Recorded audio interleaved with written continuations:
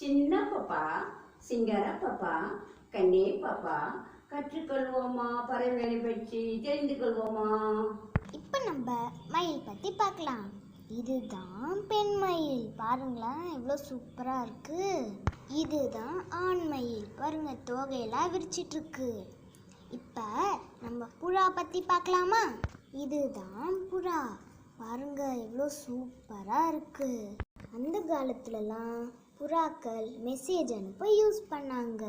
இதுதான் மைனா, பாருங்க. அப்புறம் இதுதான் இதற்கு பார்க்கவே மாட்டீங்க. அப்புறம் இதுதான் கொக்கு, கொக்கோட கால் சாப்ஸ்டிக் மாதிரி இருக்கும்.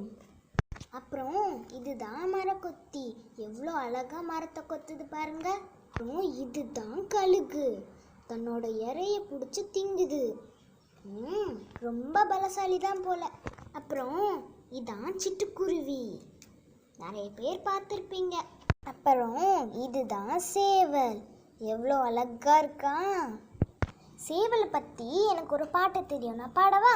ஓ அப்படியா, சரி நீ பாடு, நான் கேட்குறேன். சரி ஓகே.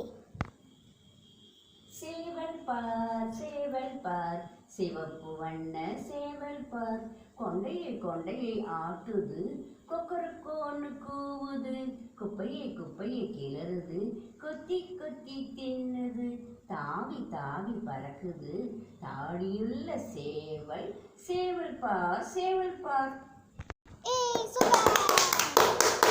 இதுதான் வான்கோழி, இதை நெருப்பு கோழின்னு கூட சொல்லுவாங்க. பாருங்க, முட்டை போட்டுட்டு முட்டை மேலேயே உட்காந்துருக்கு, பார்த்துப்பா உடஞ்சிராம பார்த்துக்கோ. இதுதான் வவ்வால், இதுவும் தன்னுடைய இறைய பிடிச்சு திங்குது. இந்த பறவை பாருங்க, இந்த பூச்சை திங்க போது. இது பாருங்க, இதான் வவ்வால். இங்க பாருங்க, பறவை எல்லா பறவையுமே பறக்குது. இங்க பாருங்க வாத்து இருக்கு. பாருங்க, இங்க ஒரு புறா கூட்டம் எதையோ டிஸ்கஸ் பண்றாங்க. நம்ம அந்தாண்ட போயிடலாம். மைனாக்களால நம்ம ஃபோன் ரிங் ஆகிறத கூட அப்படியே சொல்ல முடியுமா? சொல்ல முடியும்ல, கத்த முடியும். மைனா நல்லா கிளவரா எல்லாத்தையும் காப்பி பண்ணுமா. நம்ம எல்லாரும் பீஹென் பார்த்தோம், பீகாக் பார்த்தோம். அப்புறம் இதுதான் பீச்சிக். எப்படியோ இன்னைக்கு நம்ம பறவைகள் பற்றி ரொம்ப இன்ட்ரெஸ்டிங்காக தெரிஞ்சுக்கிட்டோம். நாளைக்கு நான் ஒரு சின்ன தகவல் உங்களுக்காக, விலங்குகளை பற்றி. பாய்.